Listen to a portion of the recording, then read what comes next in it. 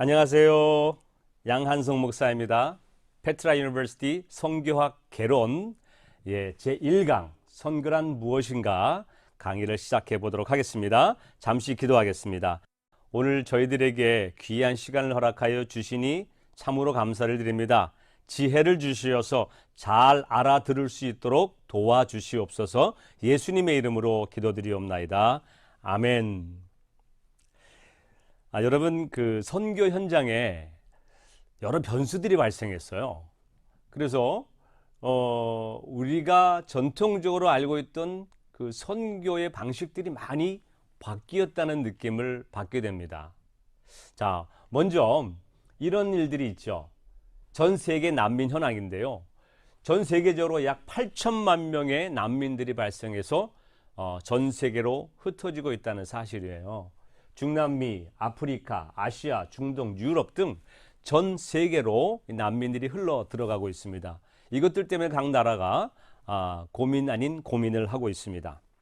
근데 이 선교 현장에서는 이것이 왜 큰 이슈로 떠오르냐 하면은 어쩌면 이들 난민이 된 사람들, 예를 들자면 이 중동 지역을 벗어나는 시리아 난민 같은 경우 그들이 무슬림이라는 그러한 그 신분으로 살다가 더 이상 자기들이 가지고 있는 신앙을 지킬 수 없는 상황이 되는 거죠. 각 나라로 흩어지다 보니 그들이 지킬 수 있는 모든 전통이 깨어지는 거예요. 자, 그런 틈새를 우리 기독교 선교사들이 파고들고 그들이 들어가서 복음을 증거할 때 그들이 변화되어지고 선교사로 양성이 돼서 나중에 그 나라가 다 독립이 되거나 아니면 형편이 좋아졌을 때 각 나라로 돌아가면 선교사가 돼서 그들이 돌아갈 수 있다는 그런 장점들 때문에 나름 이 선교회에서나 선교단체들이 이들을 전도하고 선교하는 일에 굉장한 열심을 두고 있습니다. 또 한 가지는요. 어떤 변수가 있냐면은 요즘에 계속 TV가 나와요. 코비드-19. 이 코비드-19 전염병 때문에 이 대면 접촉에 문제가 생겼어요.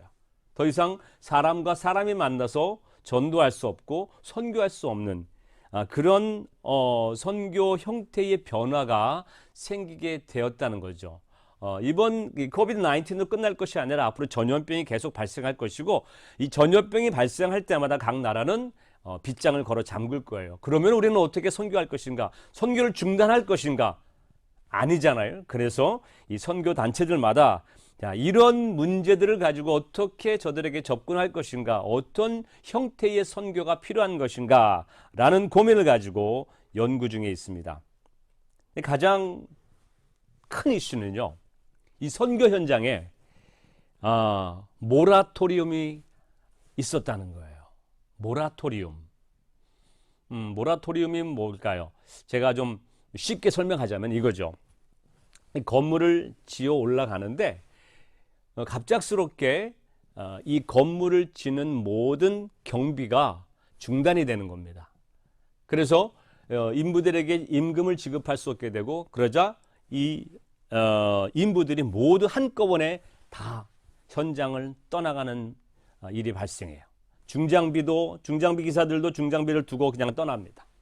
자, 이런 상황을 모라토리움이라고 할 수 있어요. 모든 것이 갑작스럽게 중단이 되는 거죠. 선교 현장에도 이런 일이 있었어요. 뭐냐면 갑작스럽게 본국에서 선교비가 중단이 된 거예요. 그래서 많은 서구 선교사들이 자신들이 하던 모든 선교지에서 선교 사역을 버리고 본국으로 송환이 됩니다. 돌아가게 됩니다. 병원이나 학교나 이런 모든 선교 단체 그 건물들과 그런 사역들이 갑작스럽게 중단이 돼버리는 현상이 발생했다는 겁니다. 지금도 그러고 있고요.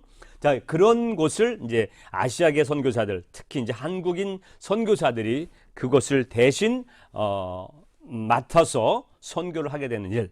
그래서 모라토리움이 한번 크게 있었다는 사실이 이 선교 현장에 엄청난 변수가 되었습니다. 자, 이 여러 변수들 중에서 제가 말씀드렸듯이 가장 큰 문제, 가장 큰 이슈는